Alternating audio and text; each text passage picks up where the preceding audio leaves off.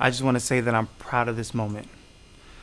Living my life as a black man for 32 years in America, I've been trying to explain myself to everyone about the experience that I live through every single day, and the fact that I'm actually happy that this happened during quarantine allowed you guys to actually sit and think about what we actually go through. And I'm super excited that you guys actually get to see what I've been telling you my entire life. And the fact that you guys out there marching for me makes me so proud. It makes me happy to be an American. It's 2020. We shouldn't even be going through this anymore. Respect one another, listen to one another, have compassion, and even if you can't sympathize, empathize. Hi, I'm Nene Leaks Cartier, and my life matters. People who look like me, their lives matter, and it's taken me a while to be able to say that as proudly as I was able to say, I'm a gay man. I want to be a drag queen, and it's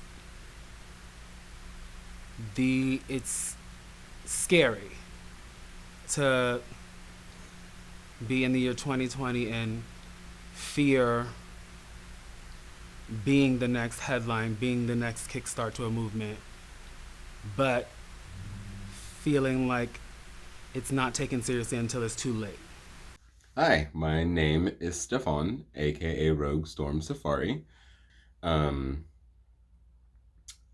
I guess right now a lot of things are really tense. There's a lot of high emotions because this is the first time that I feel like collectively as a nation we've taken racism on head first, and it been across the nation. It's been every state so far that there's been a protest, even if it's been small, even if it's been just one person. But what I think we're also learning now too is that people are recognizing the pain that we've had to endure. There's so many things that I go through as a black man every day that I'm black first, I'm a gay man second. And it's hard. I mean, it's really hard oftentimes to not wake up and be sad to see another black man shot on the news or killed by the police. It's it's just really hard. There's some days where I feel afraid to go outside because I don't want my white neighbors to just get freaked out because they don't know who the black man walking down the street is. Um, I mean, there's little things that we've had to do for so long, like adjust how we walk around people, especially white women down the sidewalk as a black man. Um, and what I'm hoping that this movement will do and what will happen is that people will start to recognize these behaviors and the things that we've had to adjust and change as black people to better accommodate being safe in our own skin. Hi, I'm Isaiah Esquire, Johnny Nuriel, and together we are Izani, partners in life. and on stage.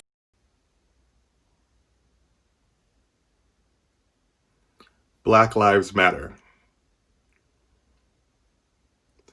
That shouldn't sting or burn you in the wrong way. That should be a truth that you already know to the core of your being. And if it's not, do some more soul searching.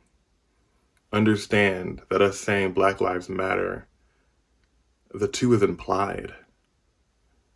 And that if you're centered in yourself, you're centered in yourself and your spirit, but not centering yourself in the movement, you would understand that. So I challenge you to do some more work. Black Lives Matter. Protect trans lives. Protect indigenous lives, native lives. All these people are crucial for our world to keep moving around. The support is universal, and you can support more than one of these demographics. that also should be implied. And if it's not, again, I challenge you to do the work. Let it sting. Take the hit of someone telling you that you're not doing everything perfect and that you can do better, and then do better. We have been showing up, myself and my husband, we have been showing up for multiple days of protests and rallies to lend our voices to hopefully to incite change, have another body there. Everybody counts, because everybody counts. Welcome, community. My name is Laquita Lanford, and I'm here at CC Slaughters today. And I am a community member of this beautiful community in Old Town Chinatown, and I'm also a part of the LGBTQ community. My pronouns are she, her, Q, and I just wanted to share with y'all that these are well, as they said, unprecedented times. And not only have we been dealing with COVID, with a global response to staying home and staying safe, and we are now dealing in our second phase, as I've been saying for the last few weeks, with what happened to our brother George Floyd. And so we are very angry, and we have the right to be angry and upset as black and brown folks, but specifically as a black woman in America, to see our community and locally and nationally have such an outcry. It hurts. It hurts every single day. And I just wanted to come in and let y'all know that we are all in this together in some way or another, but Black Lives Matter. Respect that Black Lives Matter. Respect to give black people the mic. Respect to give black folks the resources that black people need right now, because we have been dealing with the American system for decades. I don't want to out my age, but 4 decades for myself, plus my grandmother, my great-grandmother, and yeah, we got to do better. I kneel with you, all of my black sisters, brothers, non-binary siblings, all of you. You are my family. We've been asking for this for a long time. We've been screaming equality our entire life, and I'm so excited that I'm actually be able to see this right now. Even though I'm still going through things and still having to go through the experiences of just being black and the prejudices and everything that's thrown against me personally. I'm super excited that times is actually changing. It should have happened a long time ago, but right now I'm excited that it is what it is. I'm here with you, I stand with you, and Black Lives Matter. All I ask from our local community here in Portland is to stand up for and support the people that are doing the work. Find organizations, Don't Shoot Portland. There's many other organizations. Find those organizations, find those people that are doing the work and support them. And figure out ways that you can do better in your day-to-day life and how you interact with the world. And I ask you to vote. And any vote against hate is a vote in the right direction. And it's unfortunate when you're put in a position of having to choose a lesser of two evils. But we are here, and we know, we've seen the outcome of when you don't choose, and the people that are really adamant about having something negative and destructive, they will come out and they will vote. So it is very, very important that you vote against them. Love each other. Understand that protests are effective without just the looting and the rioting. Is that it's important that we keep the police, that we keep them checked, that we keep them feeling accountable, that we keep eyes on them, that you can see how these people are behaving, so you have some insight to how they're behaving when the cameras aren't around, when there's not tens of thousands of people there. Imagine how people are being treated when they're treating white, people like that, when they're treating old 75-year-old white men like that, when they're teaching or when they're treating young women like that, imagine the lives of Black and Indigenous and imagine the treatment of us when no one is paying attention. So I don't want to glorify the death of George Floyd. I don't want to glorify the death of anyone. I want to glorify and uplift the life lived of someone and honor the change that this particular life has brought to the world. We're united in a way that we never have been before. So George Floyd, your life, it mattered. You matter. Your daughter's life matters. And we will be different because of you. I've been devastated this past week. So many people who shared the meme for the past couple years, like, for all the gays celebrating Pride Month, don't forget, if it wasn't for a riot kickstarted by queer people of color, we wouldn't have the celebration we have today. I think that Black people would love a celebration. It would just be nice to be able to go to the grocery store and not worry about, like, why is that man looking at me? I don't have to worry about the police, someone that, a position that you is supposed to uphold and supposed to respect, and, you know, yes sir, no sir, yes ma'am, no ma'am, and they instill a fear and there's a cockiness about it from the good ones, and I know good cops, but it's kind of like, I can't even give you the respect of calling you a good cop if you're not willing to call out the bad ones, because you know who the bad ones are. You can't tell me you don't know who your bad coworkers are. It's puzzling, to say the least. And when is it gonna end? And why is it happening still so frequently? It just breaks my heart seeing, people just hated just for existing and just based on the color of their skin when, people are just so much more than that. Hi everyone, I'm Dr. Rachel Knox. I am an African American Portland native, and more recently I chair the Oregon Cannabis Commission and am a member to the Cannabis Policy Oversight Team right here in Portland. What I want to talk about today is the disproportionate over-policing and enforcement of marijuana laws in communities of color, and that includes communities of color right here in Portland and Greater Oregon.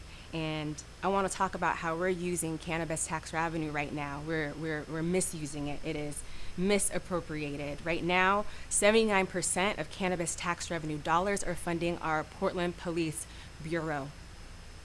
Cannabis was a tool weaponized against people of color, specifically Black families. It's disrupted our Black families, it's destroyed our communities. So cannabis tax revenue and the economy of cannabis has a duty to create reparations in our communities right now. We can no longer fund a bureau that disproportionately terrorizes communities of color when that plant was used as a weapon against communities of color. We have to right the wrongs. These incongruencies, these hypocrisies cannot stand any longer. So today I'm calling on our city and state officials to do what is right and provide the first fruits of this cannabis economy, right? Whether it's through taxation or directly from industry operators into the resources that our community needs to grow. We are suffering from health inequity. I'm a medical doctor. So my call to action today is to put the money where all of our mouths, where all of our hearts, and all of our minds are, so that we can ensure health equity for all people, beginning unapologetically in our communities of color. Please, please, please join me and stand up with our friends. Stop letting your brain get manipulated by false information. I want you guys to be educated. Get out there. Educate yourselves and then come back. Do not let the older generation manipulate you to make bad choices. They're going to be gone. And once they're gone, It's your future. Stop worrying about their future. They're not going to be there in your future. So worry about yourself. And the one thing I want to let you know right now, it's a spiritual that's always been saying, and it's been saying through black people and through our bloods. It's engraved in our skin. We shall overcome. Get out of your head. Walk a mile in somebody else's shoes. I know some people are navigating different things coming out like about someone's past, about someone's criminal record, and I don't want you to separate us into pockets of good black people and good people of color and bad people of color the same way that I see the conversation going right now. It should be about intention. It should be about how you interact with the world, how you treat people. Do you bring light and joy and positivity to people? Do you make people feel safe and loved? More than what job you hold. That is different. I am a teacher. I've dedicated my life to that. I am a performer. I am a producer. I want to put out positivity and put out art in hopes that it makes someone else's life better and easier and more fulfilled, more full. And my hope is that my life matters. If I'm performing in a bar, if I'm somewhere if you see me twerking or something like that, I hope that my life still matters to you just as much as the black doctors does. The people in my life think that I matter. I hope that you would too. So, in all of this, the people that are standing up that don't look like me, all of our white allies, I ask you to do the work on your own as best you can. That may not always be easy. It may not always be comfortable. It shouldn't be. It won't be. But it is still your job to do if you want to breathe positivity and light into this world. You have to honor all of the darkness and the blood and the genocide that is connected to your skin tone and to your bloodline. This will not always be easy. And if you're being silent, you've been silent all this time, don't want you to beat yourself up about it too much. I want you to sit with it for a moment of you're speaking up now. Why were you silent for so long? Sit with that. Don't beat yourself up to the point that you can't get up. But let it sting. Let it sting. Sit in that uncomfortable feeling. Process that. And do better. Show up so that other generations that my nieces and nephews don't have to worry about what I have to worry about. Born in 1986. We're supposed to be so much past this, baby. We should be so much further than we are. It is the year 2020. It is 2020. We have come far, but we need to go much further. And the fact is that some things have never changed. And that is something that I feel that the people and that the white people in America and all around the world need to understand is that black people have not just been sitting here angry and trying to shout to you that something is wrong this whole time because everything was fine. It was never fine. This has never gone away for us. We've had this target on our backs for over 400 years. Sit with that for a moment to understand some of this. People are experiencing so much trauma from looking on the news and seeing some of what's going on in the world. People are having severe PTSD from watching that clip online. Can you imagine about seeing it firsthand? About it happening to your family, to your grandparents and your great-grandparents? That trauma is passed down and we carry that in a system that is still built against us. My husband and I are the same height. Same height, we go to the same places, but we're treated very, very, very differently. He sees it. We see it when we go to different parts of Idaho and Utah and Wyoming, to all the red states that we go and bring our queer art to. We've seen it firsthand. And we can say that with as much negativity and with as much hate is out there in all those small towns and some of those red states, those conservative places, we've also found love. And we know that there's love and positivity all around us, and all you have to do is do the work to find it, to be it. It all exists. So, with a statement that I've said 1,000,000 times over on all of my posts, talking about light, there's so much darkness in the world, everything dark and heavy. I say this with so much love. Love and light.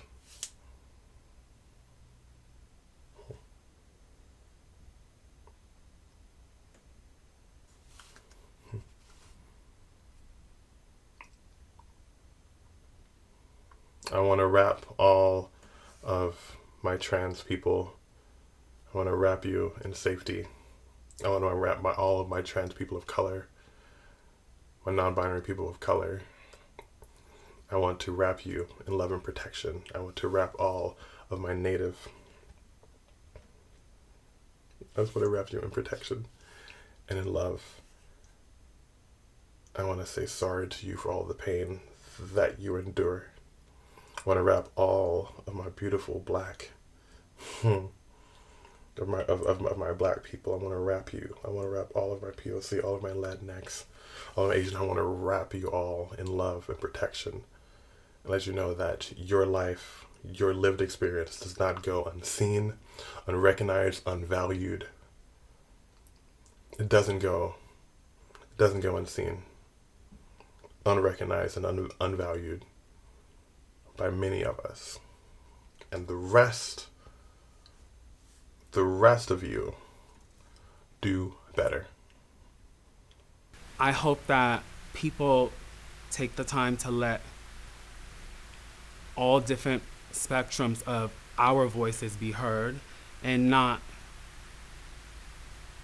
underneath, not because of, but step off the podium, grab a person of color or a black person by the hand and lift them up to that podium, then close your mouth and listen to their story, because we all have different stories. We all come from different places. And yet, we can all be killed by the cops for simply being born with beautiful brown skin. I promise to never stop saying it, as loud as I can and in every way that I can. Black Lives Matter. This has been a long time coming. Trayvon Martin, I think about you every day. Everyone else that's out on the streets protesting, we love you, we support you. Be safe, be good to yourself, and be good to the city we call Portland. Ways to get involved is you can get online to hashtag Black Lives Matter on Instagram.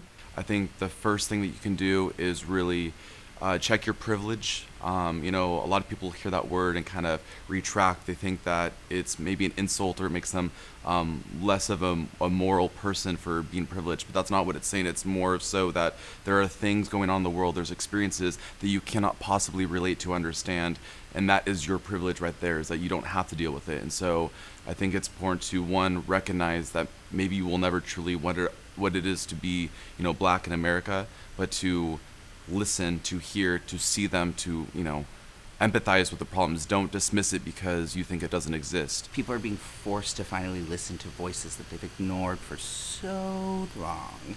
Black Lives Matter today. They mattered yesterday. They'll matter tomorrow. The time is now. Don't be on the wrong side of history.